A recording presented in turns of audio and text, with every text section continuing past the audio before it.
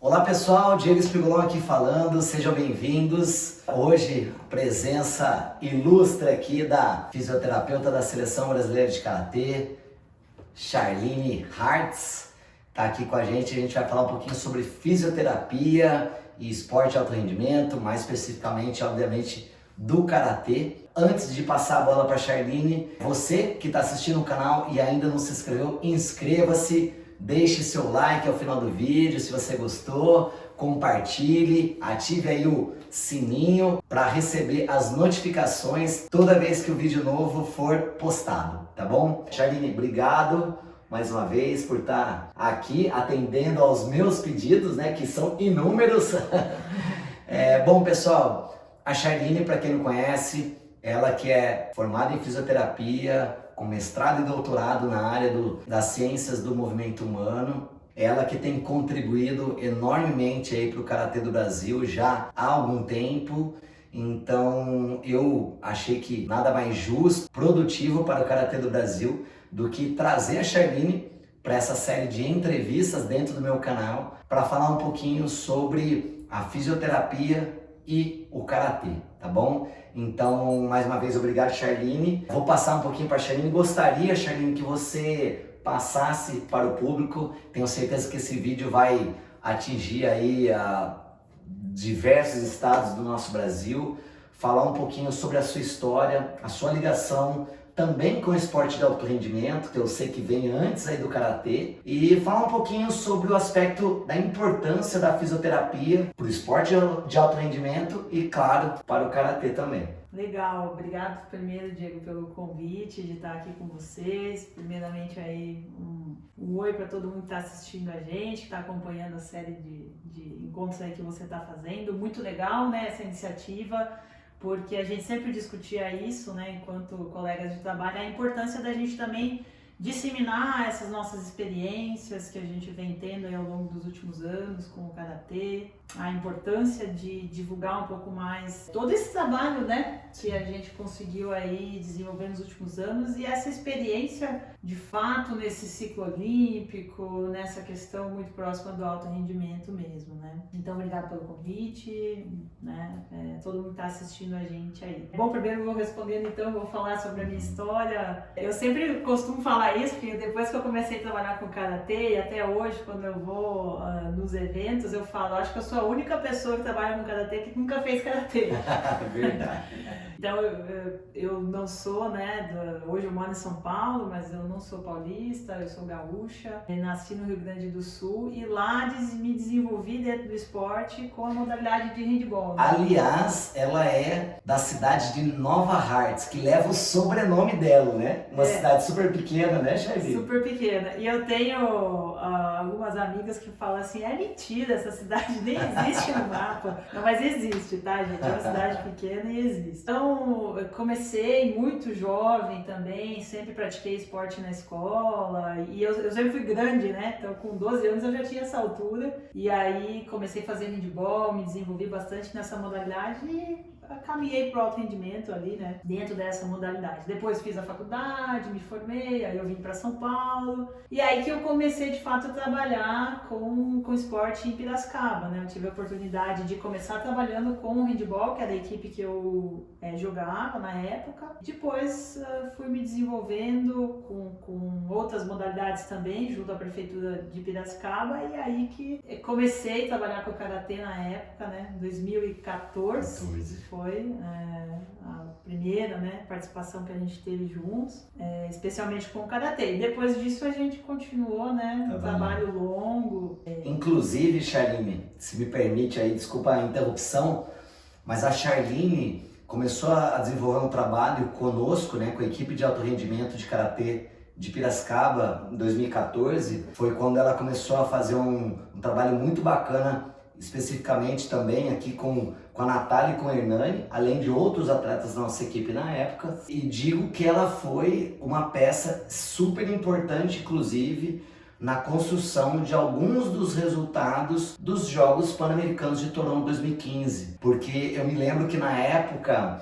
nós fizemos, um pouquinho antes da pré-temporada que a própria seleção fez, e em 2015 Na verdade, eu entrei como membro da comissão técnica da Seleção Brasileira de Karatê também em 2014. Em 2015, eu não fui um dos técnicos que participou dos Jogos Pan-Americanos, mas pelo trabalho que eu desenvolvi aqui em Piracicaba e tal, eu recebi algumas das atletas que participaram dos Jogos Pan-Americanos, né? Sim. Então eu lembro que a Aline de Paula, né, que competiu na categoria menos de 50 quilos, que foi medalhista de bronze nos Jogos Pan-Americanos de Toronto, esteve aqui em Piracicaba, desenvolveu um trabalho técnico, tático comigo e também foi atendida pela Charline. A Isabela também esteve aqui, claro, a Natália também esteve aqui. Eu lembro que na época a Érica, apesar de não ter participado, mas foi também uma atleta que esteve aqui, que colaborou muito com o grupo de treinamento, né? Então eu lembro que você acabou atendendo essas atletas, a gente fez um baita no trabalho na época, né? De forma extra oficial da Confederação Brasileira de Karatê, mas colaborando muito para a CBK na época, né? Sim.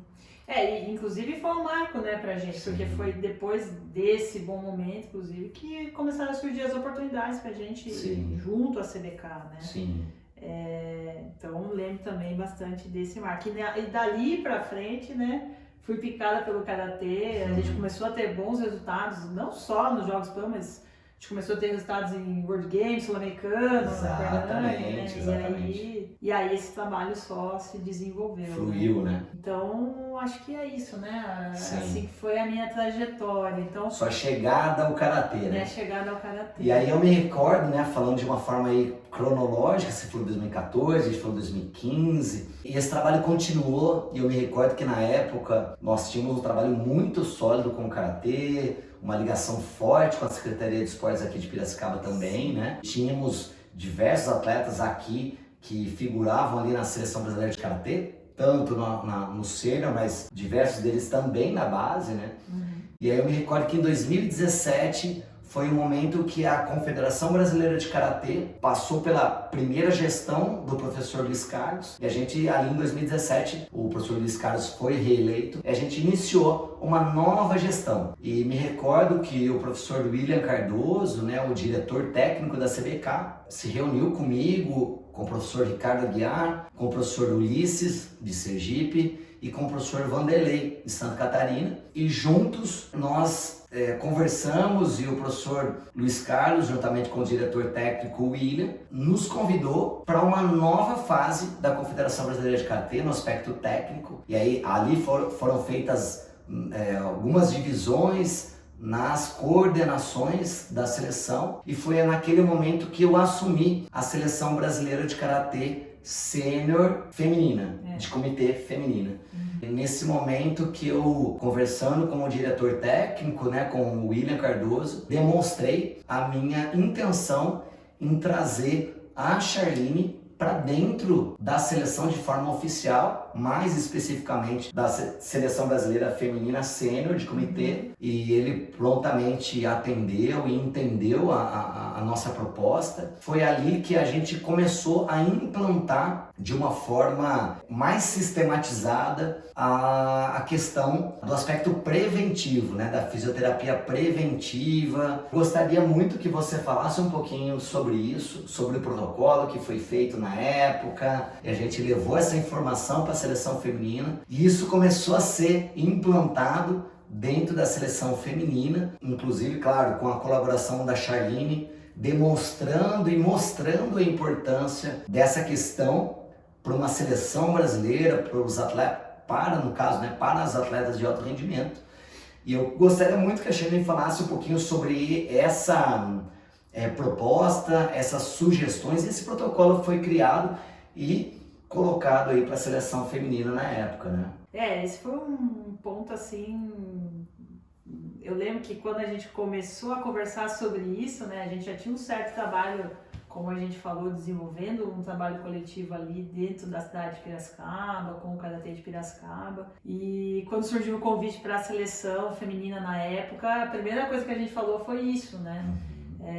Nossa, como é carente essa necessidade de realmente olhar um pouco mais para a prevenção. Não que não se fazia isso, porque cada atleta tinha o seu acompanhamento dentro da sua cidade, com os seus profissionais, Sim. mas não era, como você falou, uma coisa tão sistematizada, né? Exato. E a gente vê que o karatê ainda tem muito a se desenvolver dentro do aspecto de prevenção de lesões, perto de outras modalidades esportivas que tem muito mais literatura, muito mais estudos, né? O karatê ainda, a gente está ainda nesse processo de desenvolvimento, né? E a gente aprendeu muito nesses últimos anos também com essa implantação. Mas falando um pouco sobre essa história, eu acho que esse foi um marco mesmo, né? A gente começou um trabalho que não era feito. Então, quando a gente vai falar de prevenção, é um assunto complexo, é um assunto que não é simples, né? Se existisse uma intervenção que a gente fizesse e solucionasse todos os problemas das lesões, ninguém se lesionaria. E eu sempre gosto de dizer esse exemplo, né? Imagine que Neymar, Messi ou outros jogadores de grande renome, de grande estrutura se lesionam. Quer dizer, significa que eles não têm uma boa supervisão, um bom direcionamento? É claro que tem, que esse processo de fato é muito complexo. Então, a gente começou esse processo. Então, naquela época, uma das primeiras ações que a gente fez foi, de fato, criar um modelo básico. Então, a gente criou um protocolo de exercícios, de fortalecimento, que a gente considera aí o mínimo que deve ser feito, né? Fortalecer os principais grupos musculares, trabalhar uma boa recuperação, né? Orientação em relação à recuperação, pós-treino, coisas que não eram tão sistematizadas pelos atletas. A questão de um aquecimento muito bem direcionado, envolvendo exercícios de ativação, mobilidade, né, que era uma coisa também que não se tinha uma cultura de se fazer no karatê, né? Então chegava e já ia pro treino, pro aquecimento convencional, né? Então eu via que isso era uma coisa que a gente precisava fazer. A gente começou por ali na época, né? Criando esses exercícios. Até quem lembra daquela época dos atletas, até eu fiquei de modelinho nas cartilhas. O que passa cada uma. Foi feito um documento, né, com o descritivo, mas também com as figuras que demonstravam aquele descritivo. E a Charline, era modelo né, dos descritivos, é verdade. E isso é muito legal porque são informações que não chegam para a comunidade do karatê de uma forma ampla, né? Então acho que é bem legal isso mesmo ser falado. Mas se pedirem, eu não vou compartilhar essas fotos. E aí a gente começou com essas ações, direcionando mais o aquecimento, a pré-ativação, a preparação, dando opções de estratégias de recuperação, as liberações com rolo, que era uma coisa que eles também não faziam. Então a gente começou, né, a estruturar um pouco mais isso. Lembra que a gente fez algumas palestras? Aquilo foi uma coisa interessante também, né? Porque um dos pilares do trabalho preventivo, já bem consolidados, é essa questão da educação do atleta. Consciência, né? Não só do atleta, né? Do atleta e da comissão técnica envolvida. Então a gente fez um trabalho de palestra, orientação, tentando mostrar a importância de que aqueles trabalhos eram fundamentais, né? Justamente porque aquilo não era uma cultura. Sim. E aí a coisa, né, começou a fluir, né? A gente começou a ter mais aderência dos atletas em relação a isso. Poxa, olha, eu percebo o que eu faço, eu me sinto melhor, eu entro mais aquecido, me sinto melhor depois do treino. Então a gente começou a ter feedbacks assim, positivos. E aí a gente foi desenvolvendo, lapidando isso, né? Exatamente. Depois a gente fez, né, aqueles questionários. A gente sabe que a literatura, para quem estuda um pouco lesões no karatê, a gente não tem tanta informação assim na literatura de o que pode causar as lesões no karatê, quais são as principais lesões no karatê. Então, quando eu comecei a trabalhar com karatê, até porque eu não era karateca, a primeira coisa que eu fiz foi buscar a literatura, o que a gente tem de lesões. E aí eu via que dentro do artigos científicos a gente tinha muito a questão de lesão traumática, laceração, trauma, pancada, que é uma coisa que acontece na competição, né? Trauma de cabeça. E teoricamente não tem como se prevenir disso, né? É uma coisa que acontece. Então, o que mais a literatura mostrava era isso, e claro, entorse de tornozelo, que é uma coisa comum, traumas de mão, que também é comum, né, acontecer na luta. Mas, na realidade, o que eu via, os atletas que vinham, eles tinham outras queixas, que não eram só as queixas traumáticas. Aí eu lembro que a gente fez também um levantamento das principais lesões do grupo, quais eram as principais queixas, para a gente poder direcionar esse trabalho de prevenção também mais adequadamente. E aí começaram a surgir novas queixas, né, que eram meio sistemáticas, assim, então queixas de quadril, queixas de dores lombares, queixas de dores nos joelhos, que eram lesões mais crônicas ali que vinham aparecendo. Lesões musculares da região de adutor e posterior de coxa, que são comuns também. Claro que isso depende de muitos fatores, de sobrecarga, de quanto tempo esse atleta treina, se ele começou mais intensamente, muito precocemente, tem vários fatores que influenciam isso.